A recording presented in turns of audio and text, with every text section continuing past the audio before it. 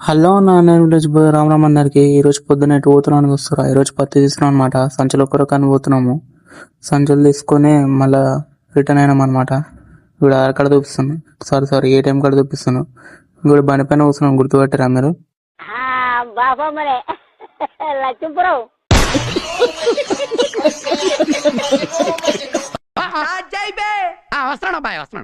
కూలీలను అయితే అందరిని ఎక్కించాను అనమాట. ట్రాక్టర్లో వాళ్ళందరినీ ఎక్కించుకున్నాను కదా. మా అన్న ఇంటికి రావాలన్నట్టు మళ్ళీ నేను పోయినాను. తర్వాత పత్తి మొత్తం ఈ ట్రాక్టర్లో ఉందన్నమాట. ట్రాక్టర్లో పోసేసి మనం మెల్లగా పత్తి వేయడానికి పోతున్నాము. నిలబడితే పని కాదని నేను 2 నిమిషాలు కూర్చున్నాం అనుకున్నా. అప్పుడే కూలీలు నీళ్ళు అయిపోయినాయి, నీళ్ళు తెస్తున్నా అని దమ్దం లేపారు. తర్వాత చిలుకలను తీసుకుని హోమ్ డెలివరీకి పోతున్నా. చిలుకలు అంటే ఈ చిలుకలు కాదు, ఈ చిలుకలు. తర్వాత కూలీలకు నీళ్ళు పట్టుకున్నా, నీళ్ళు పట్టుకొని పొలం కాడిచ్చాను అనమాట.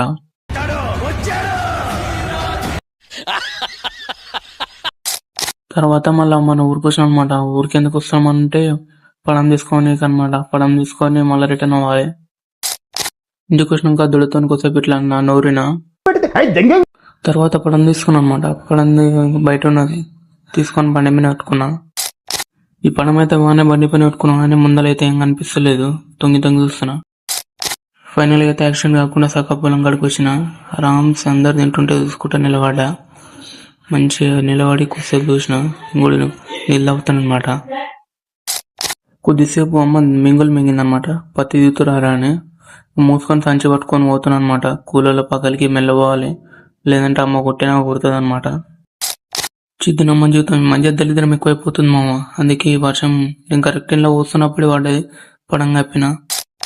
మన నెక్స్ట్ దరిద్రం ఏంటిదంటే పెట్రోల్ అయిపోయింది. మళ్ళీ మా అన్న వాళ్ళ బండి తీసుకొని పెట్రోల్ కూతాను అనమాట.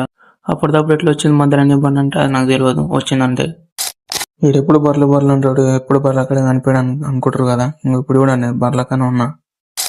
తర్వాత ఈ బర్రెలను ఇంటికి కొట్టుకొచ్చాను అనమాట. ఇంటికాడ తెచ్చి కట్టేసుకున్నా. ఇవన్నీ బర్రెలు ఇంటికి కొట్టుకోరావాలి ఎప్పుడు. ఈ ఫ్యాన్ గుర్తుపెట్టుకోండి. ఇంకో ఇక్కడ పైన కూర్చున్నాను కదా, వీడియో మొత్తం ఈ వైర్కి ఊరికేసింది. ఇప్పుడు దీన్ని సరియాలన్నమాట. మా అమ్మ ఎట్లా అంటే పంచాయతీ ముందుకేమో ఎట్లా అంటది, మా అమ్మ ఇది బాగా చేసినాకనేమో ఎట్లా అంటది.